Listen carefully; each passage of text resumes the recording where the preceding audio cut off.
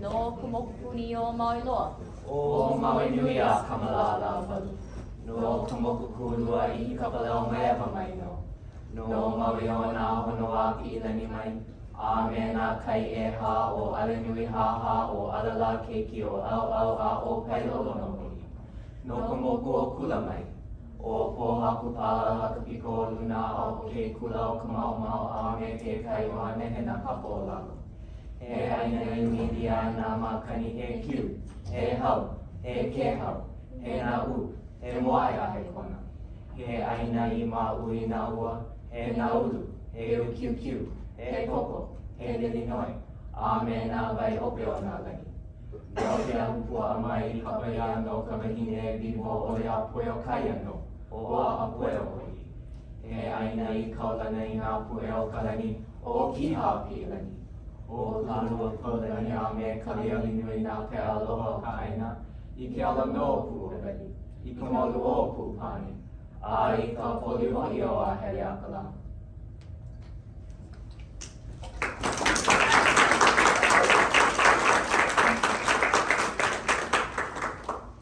Mahalo everyone.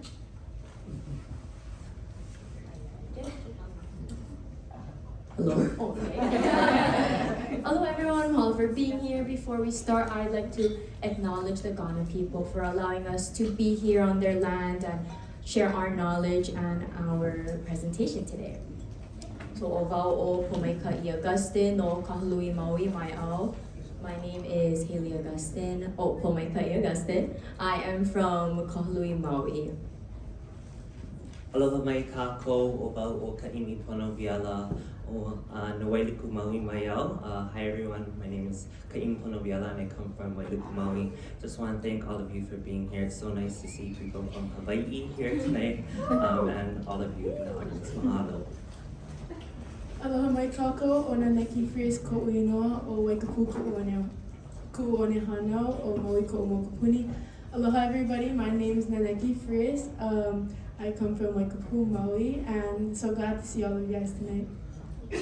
Aloha o wau o Pāhili Takahama no Makaloa Maui mai au. Aloha, hi everyone, my name is Pāhili Takahama and I am from Makaloa on the island of Maui. Aloha o wau o Kaʻiolani Fernandez no Kahului Maui mai au. Aloha, my name is Kaʻiolani Fernandez and I am from Kahului, Maui. Aloha once again. ʻini.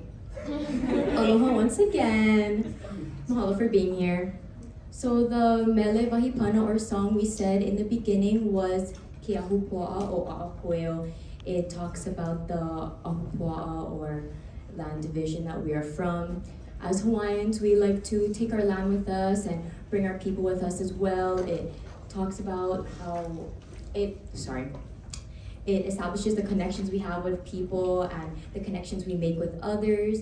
So the mele mentioned our land division, ʻAʻapueo, which is about a pueo vivo ole, who is a mana wahine, a very courageous awo who avenges her family at whatever it costs.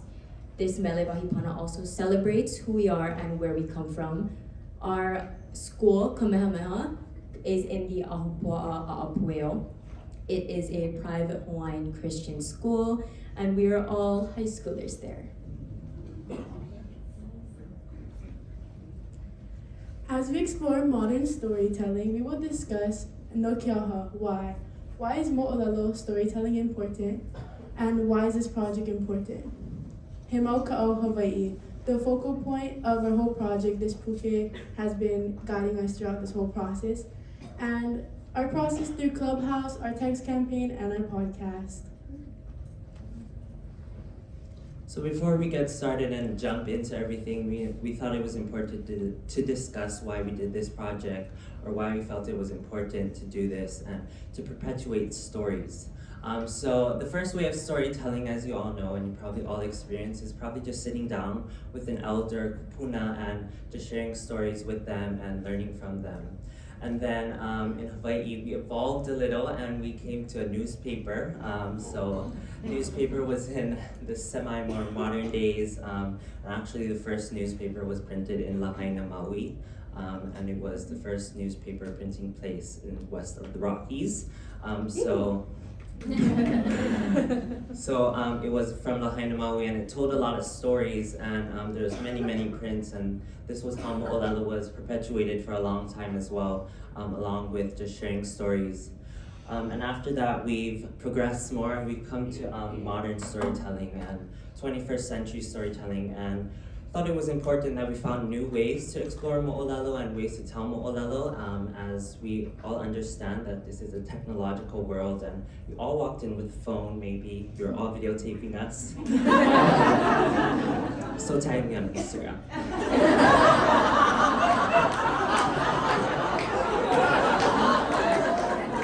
Y'all know my name, so just I'm kind of kidding, but not. So we all thought we all have a cell phone, we all have some type of technology, so we thought it was important that we found a way to perpetuate stories and make it more accessible for other people across the world and for all of you to listen to our stories. I'm sure all of you are curious about where we come from, and I'm curious about where you come from, as we're all Indigenous people. We share the same struggles, we share the same experiences, and we're very alike in a lot of ways.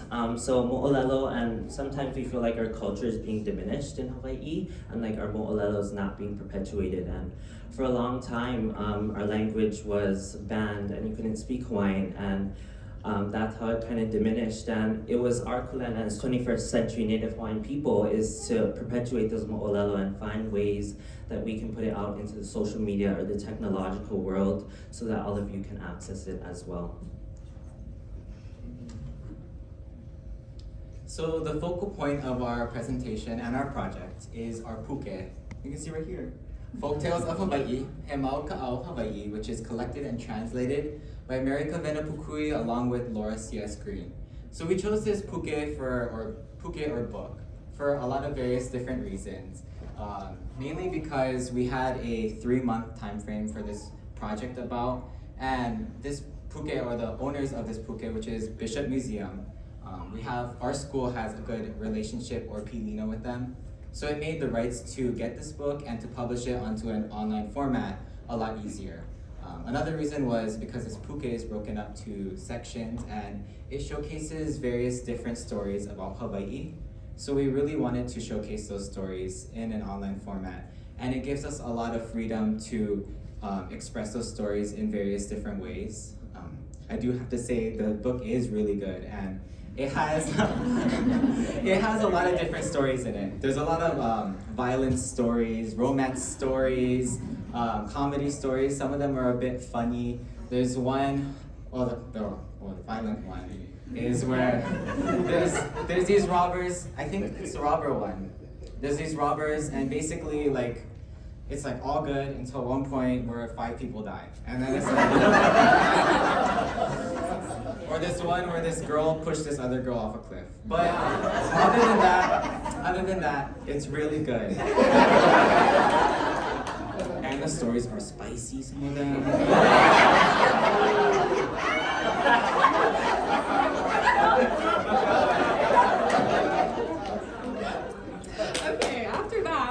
So as Pāhili mentioned, our process was in the making for about 3 months. Our topic of modern storytelling was already predetermined by our kumu, or our teacher. Kumu Kihao, say hello with your hands. So for the platform of our brainstorming, we use Jamboard, which is an interactive website where we share our mana'o or thoughts. And we put it on post-it notes, as you can see, and they're available for people to see in the group. And it helps organize your thoughts and lead discussions. So we started off with around 9 students, and we spent about a week discussing on how to modernize these stories. Some of our ideas, as you can see, revolved around mele and hula aiha'a, which is basically something that we use to represent our culture and to showcase where us as Hawaiians come from. An example that we do is for our football players, before every home game, they do a hula aiha'a. And that's basically to show where they come from and to show how proud they are of where they come from. Also, my favorite that we thought about was a coloring book. And we wanted to include characters and drawings of the people in the stories, as well as include Olelo no Ea, which is also, it's quotes that are in a book that is also written by Mary Kavena Pukui. And we also wanted to do a mural. And in our school or community, a big showcasing mural where you would just stop and stare and it would just take you back. You would look at it. One of our main ones, like this whole thing, was all social media, TikTok. TikTok was a big one for us. I know everyone uses TikTok dances, comedy vids. Yes, that's what we use. We wanted to do that too, and since technology is constantly growing and advancing, we wanted to use it to our leverage. So after exploring and gathering our personal experiences and our ideas, we came with our 3 main ideas, which was Clubhouse, text campaign, and our podcast. Okay, mahalo. So our first project that I proposed was Clubhouse, and Clubhouse is sort of like an online, it's an app, and it's like an online radio talk show, like a live radio talk show. So you can listen to people talk live from all around the world at any time of the day. So it could be here at like 2 p.m. and then it's like 7 p.m. somewhere. So this is a platform that's free for people on iOS and Android, and you can just share stories, you can learn about different topics, you can make lots and lots of friends, and you can just have like a little social life on your So how Clubhouse works is that you would set up like a club for whatever you're interested in. So we set up a Hui Aloha ʻAʻina or ʻAʻapueo club. That's our club that we come from at our school. And then within those clubs, you could schedule a room. So a time that you would go on the app and you would have like your live radio talk show. So we would have this club, and then we would schedule a room every single Monday, and with that was born Moʻolelo Mondays. So Moʻolelo means story. So Moʻolelo Mondays on Clubhouse was about a 45-minute room every Monday at 8 p.m. Hawaii time, and then we'd read stories from Himaukaʻau, Hawaii.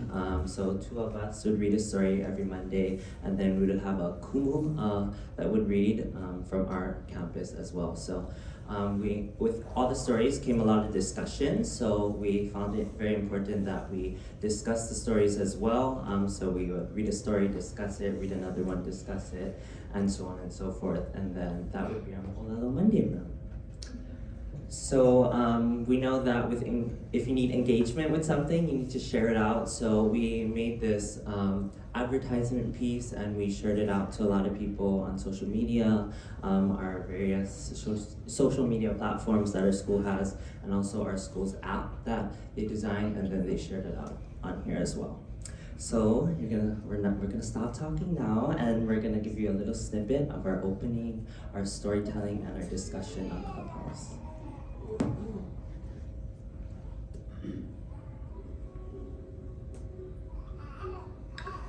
Okay, mahalo nui everyone for joining us tonight for Moʻolelo Mondays.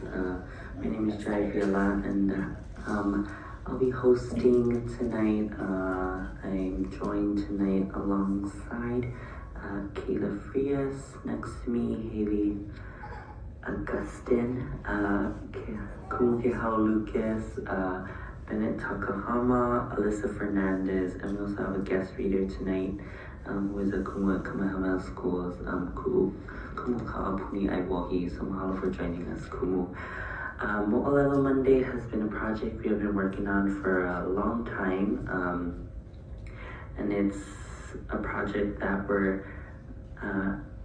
finding new ways that we can tell Moʻolelo in the modern day. So this is a part of a 3-part project. So we have this, we have a text campaign going on, which can be joined with the link above us, and then we also have a podcast that is coming out very soon. So this text campaign that we shared with the link above, you get a weekly audio version of a story from the book Himaukaʻau, Hawaii, which leads me into thanking Bishop Museum and Bishop Museum Press for letting us use the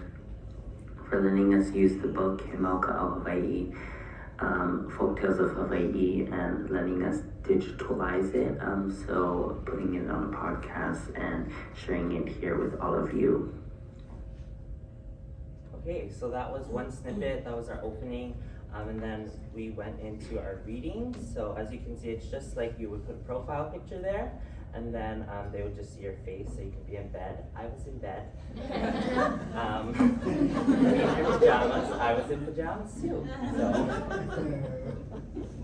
Let's move on to our next story. So our next story is The Beautiful Keomalu, which is about a beauty contest. So sharing that will be our Po'okumu, or Po'okumuka'awa.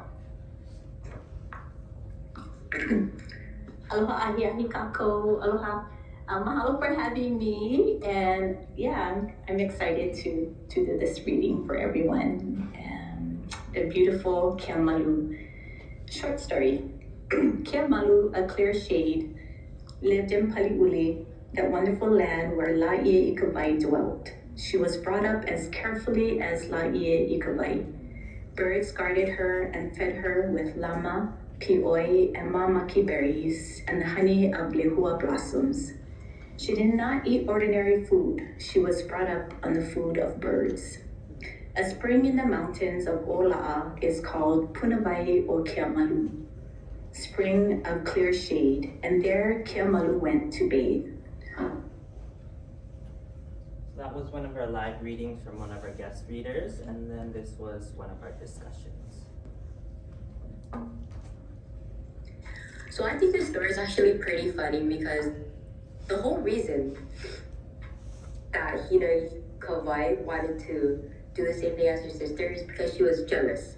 Like, I can definitely see this in today's society where people get jealous of one person, so they decide to do an action to kind of follow them and things just don't go their way. Definitely kako o that mana'o. Yeah, lots to be learned from this mo'olelo. But also, that's why it's one of my faves, because it's like, Mary, hina ika vai. Why you never just use vai? Like, it's in your name.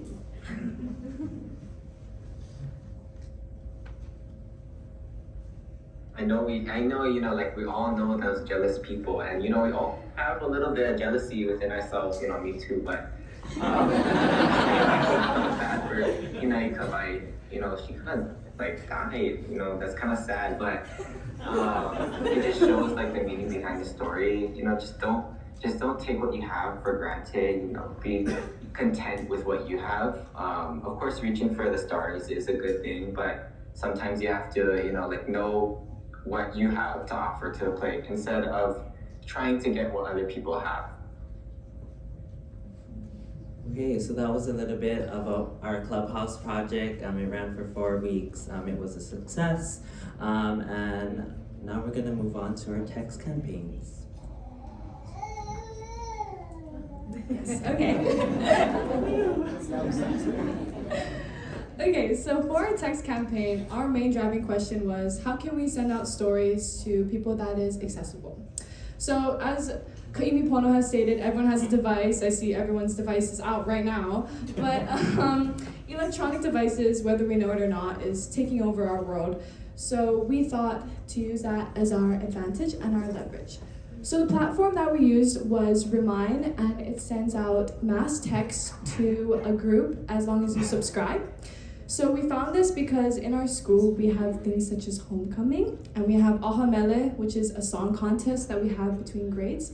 So we use it so that teachers can get in contact with all of us Haumāna or students more accessible, and so that we are more informed. So we advertised the same way as we did with Clubhouse. This was on our KS bulletin page for our school, so everyone could subscribe to this. And you can text it, and you'll get Moʻolelos on every Monday at 6 p.m.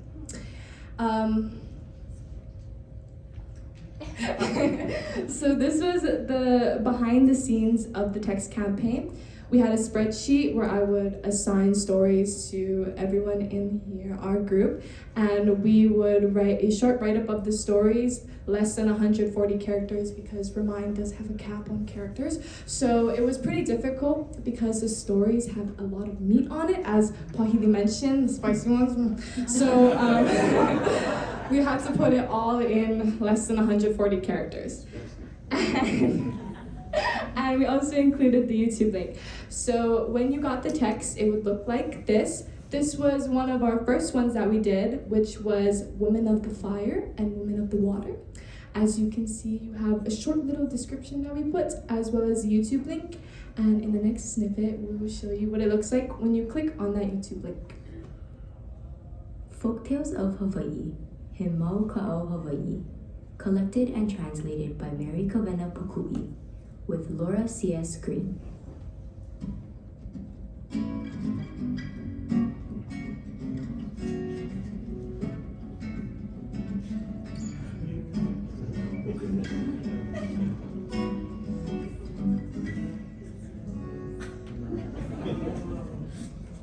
Woman of the Fire and Woman of the Water.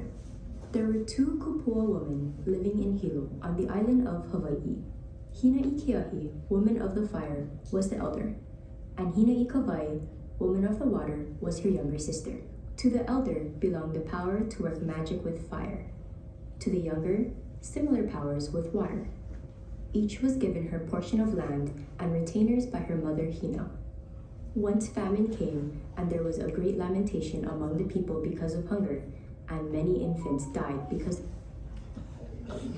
Okay, so anyways, to see that happy little jingle, we were all dancing and having fun. It was made by our very own kumu, or teacher, Kumu Boro. He made that happy little jingle, so you can just get in the mood. And our intro was made by our very own Pōmaikaʻi Agustin. Say hello. Hello. Yes, he made that. And now we will go to our final mini project, which is the podcast. Mahalo Kaʻiolani. So this is the ʻAʻapueo podcast. This is what it looked like on a mobile device and a desktop device. So this podcast is located on Spotify. We decided to do this podcast because we think that the text campaign in Clubhouse are more targeted towards like the younger audiences, and I know that us Haumāna, us students, don't really listen to podcasts, but we know that some kumu and adults do. So we use this as a way to target another age group. So you can... Alright, so this is our podcast process. So first we choose the stories from the book, record, proof listen, edit, and publish. So this is the initial process. The book is split into 3 sections: the gods in the spirit world, the chiefs, Makaloa, people of the land. So for the podcast, we decided to focus on the first section, which is the gods in the spirit world. This is the This is the initial spreadsheet. So all the way on that side by Pāhili, you can see the Moʻolelo, the stories from the section, and then it would be who read the story, where it was recorded, if it was proof listened, by who, and then edited. Very lengthy process. So once we chose the stories, we would bring the students into a room and they would record the stories with us.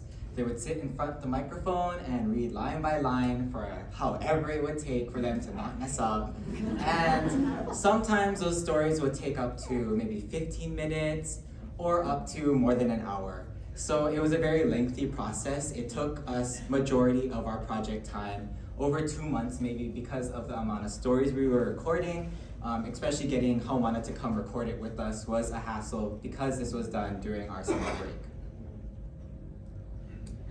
So once the stories were recorded, it would move into the proof listening stage. So proof listening was also a very long process. We'd have to listen to the audio file and then follow the words in the book to make sure there were no mess ups, everything was said correctly. So the yellow highlighted, those are the stories that aren't finished recording or weren't finished recording. And then in this little, column right here, you can see if the audio file needed to be changed, you'd see where it needed to be changed and why. But once all the proof listening was pau or finished, we would send it to the edit and finalize stage. So this is where we get into my nerd stuff, because I'm a nerd. So once all of the videos were proof listened and I would know that the story was being shared correctly in the audio file, I would take those stories and put them onto this app called Adobe Audition. And from there, I would cut out all the background noise and any clicks that might have gone missing during the first editing process. Because it was spanned through such a long time, we did the recording in various rooms across our campus and even outside of campus, many closets, many classrooms. So every room has a different staticky sound to it. So I wanted to edit out that audio from it so that it all sounded correct and it sounded more professional and allowed for the listener to better enjoy it. So after it was edited, it would go onto this third-party podcast website, which is called Podbean. So from Podbean, you input all the information from your podcast, like your descriptions for the videos, the descriptions of your podcast, and all the videos. And it basically lets you put it onto any site. Some of them are for free, but you need to pay more for extra episodes. But it basically lets you put it onto any site that you want with just a click of a button. So the sites that we decided to publish it onto was YouTube and Spotify, mainly because it's so accessible to a lot of people. I would say those two apps are the most accessible to everyone around the world, especially YouTube. The reason why we chose Spotify is because Spotify is kind of the leading force in podcasts right now. So it really helps to target that audience of people that listen to podcasts the most. So this snippet is one of our podcast episodes recorded by a Haumāna or student who is actually Pāhili's sister. Of Hawaii, He Mau Ka'au Hawaii, collected and translated by Mary Kavena Pukui with Laura C.S. Green.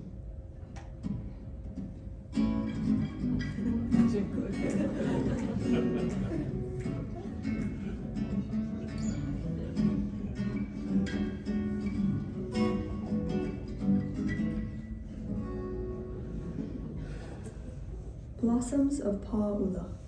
Nāpua o Pā'ula, Blossoms of Pā'ula, was a very pretty girl of Pā'ula in Ka'u district. Many praised her beauty, and she became a great favorite with her family. Close to her home lived a household that was jealous of her because she was praised for her beauty, and their own child was homely. Between Pā'ula Beach and Kahaoa lived a shark aumakua of these jealous people. Every day they went with ava, bananas, and other good things to feed the shark. They first poured the ava into the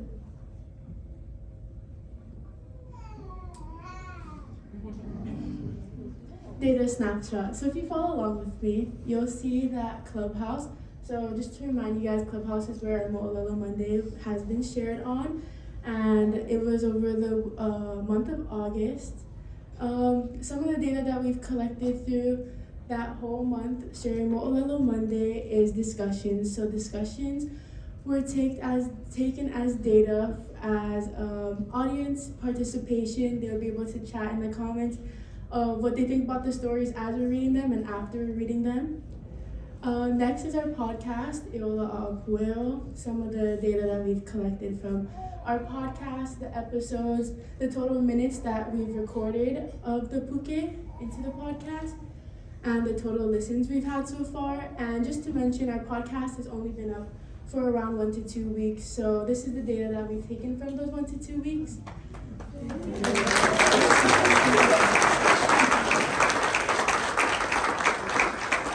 And our power hours, which is like the time our viewers or listeners would most likely listen to our podcast, is Wednesdays at 10 p.m. and Friday mornings at 8 a.m.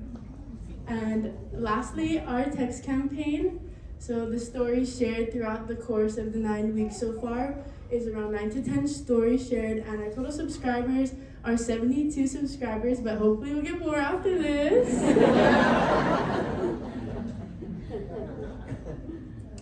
Okay, so throughout this process, we've been constantly learning and constantly growing.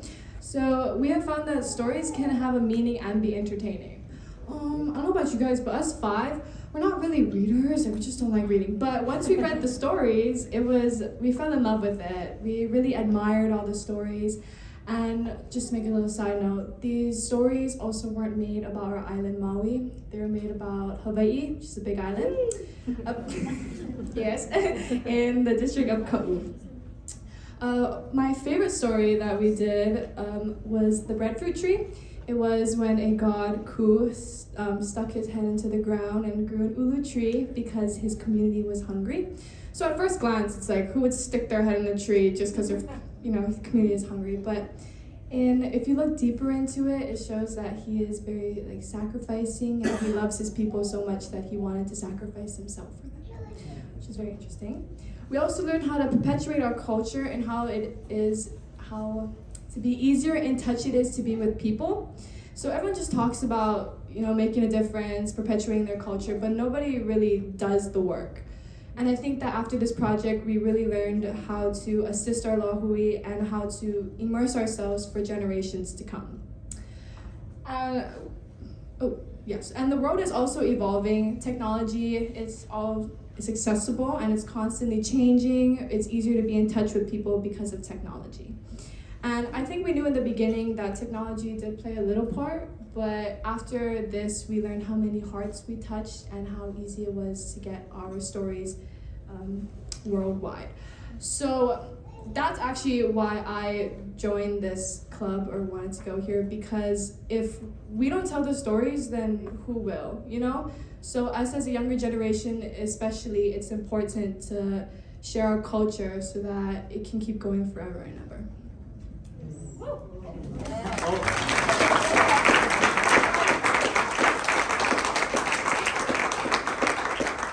So the major takeaway that I had from this whole process, basically when I was 4, my grandma passed away. So that was my only tie to Hawaiian culture until I got into Kamehameha schools during middle school.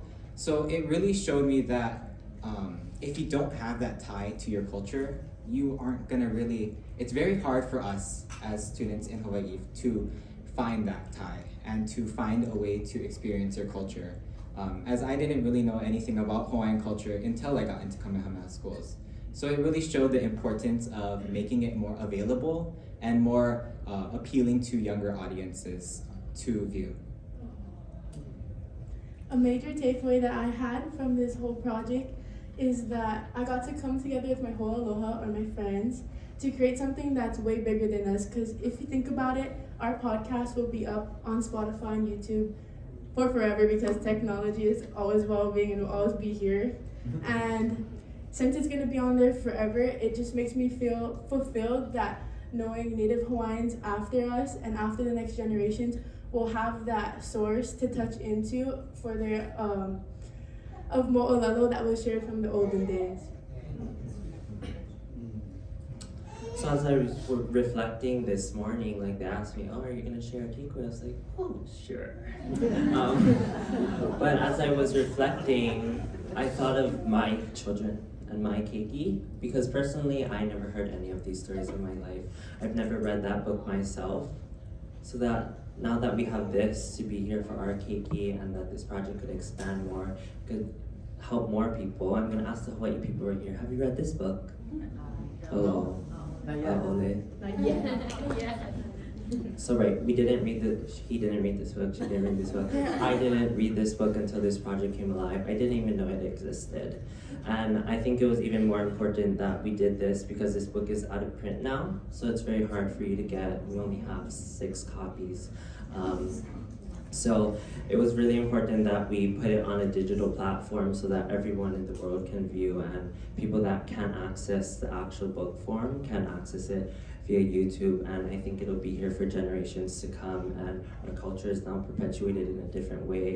And even if you don't have technology or your children don't have technology, you might have technology. So as makua or parents or elders, it's your responsibility, right, to share these stories with them so they can pass it on for generations to come.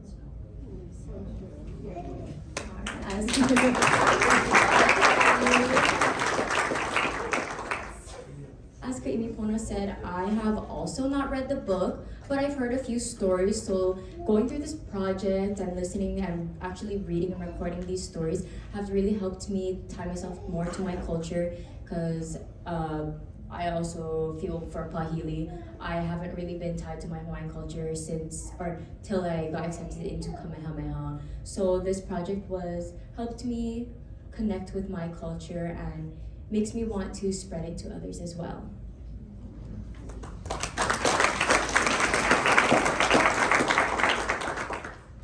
So with every project you do, there's always going to be obstacles and challenges you have to overcome. So our first one is time management.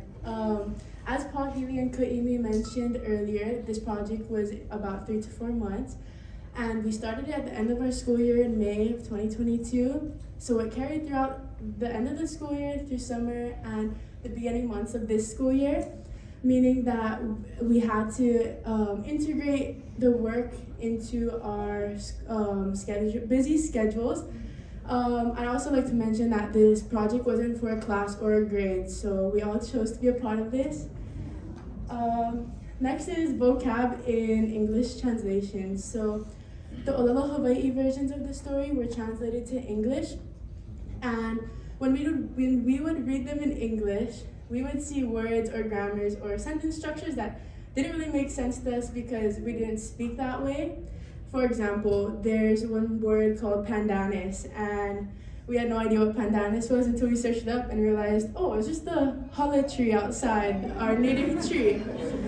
And another one is loincloth, which we didn't know as well, but it's a molo and it's a Hawaiian traditional clothing worn by men. So we only know them as molo and hala, but the book had it different. Recruiting others for reading, so we wanted to involve as much as Haumāna as we could from our school.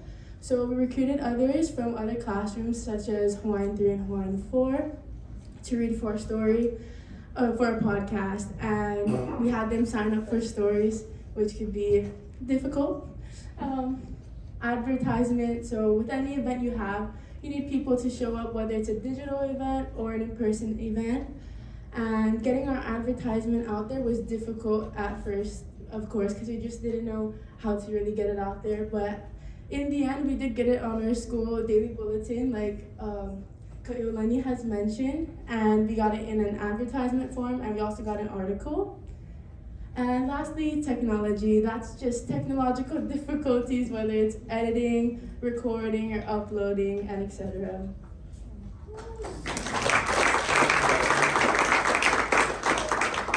So with our project, we saw many different future possibilities for it, ranging from our own community to outside of our community. We saw finishing recording the book. We only did one small section, and there's other sections in the book that we would love to see people from our community take and record the rest of it as well.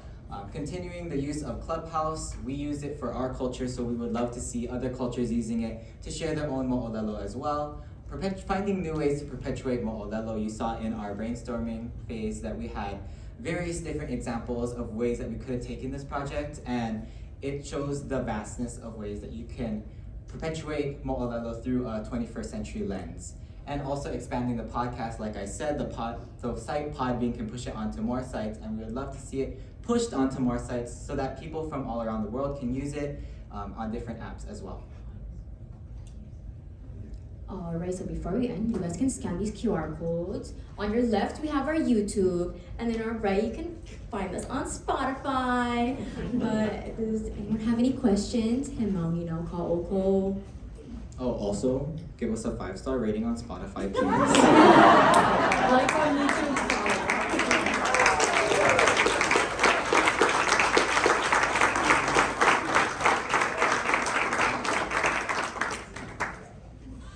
So, any questions? Anyone have any questions for us? We love questions. Yes. How old are you, amazing humans? Oh, so, I don't know about you guys, but I'm 16, I think Kaʻiolani is 16, and I'm 16. 17. Wow. Amazing. Yeah.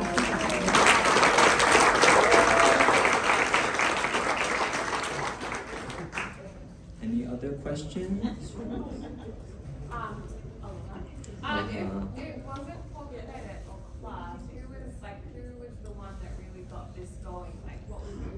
motivation of the share culture? We'll make her stand up, our teacher.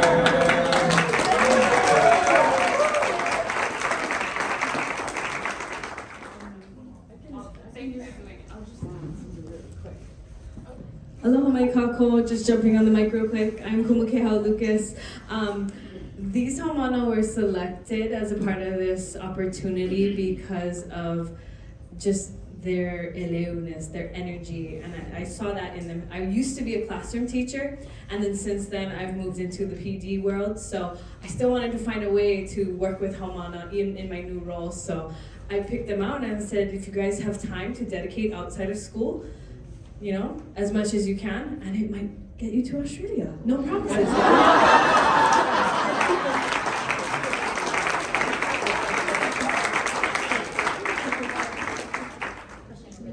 Yes. I just wanted to say, very well presented.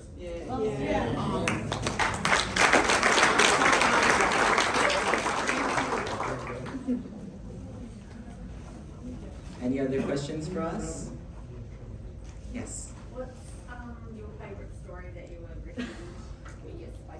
Spicy? I didn't read any of the spicy ones. I went down the list and I chose the boring ones. Oh, you gonna go? Yeah, I'll go. Okay. There's a sweet potato one where this wahine, or this woman, was cooking sweet potatoes, and they were twin sisters, I believe, and one of them was up in the tree with a guy, the other one was cooking the sweet potatoes, and basically at the end, the guy left the other sister for the one cooking the potatoes. She was lazy. We don't like laziness.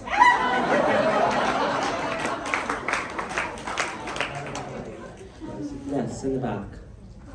You said you was in a Christian school? Yeah, was there any kickback from the Christian side of the story? Some from our stories get, questioned about, is it Christian or how did you move through that? Honestly, we haven't really encountered a kickback, but I think our school has found a way to blend Christian and Hawaiian learning and to accept both sides of it. We understand that Christian has its values, and we as people from Hawaii have our own values, and we don't discriminate against it, as we just blend it together, and we find a way to make it work.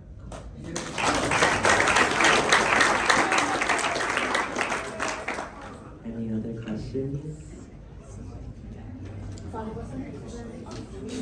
Yeah, you can follow us on Instagram, but on behalf of all of us here and all of our Hui Aloha ʻAʻina o ʻAʻapueo members, we mahalo you for being here, we mahalo you for perpetuating stories, we mahalo you for listening to us and sharing this space with us, and we hope you took a little bit of what we shared today and can use it to share your own stories. We're always open to more questions if you want to come see us after, but on behalf of all of us, we mahalo you and we hope you have a great rest of your day.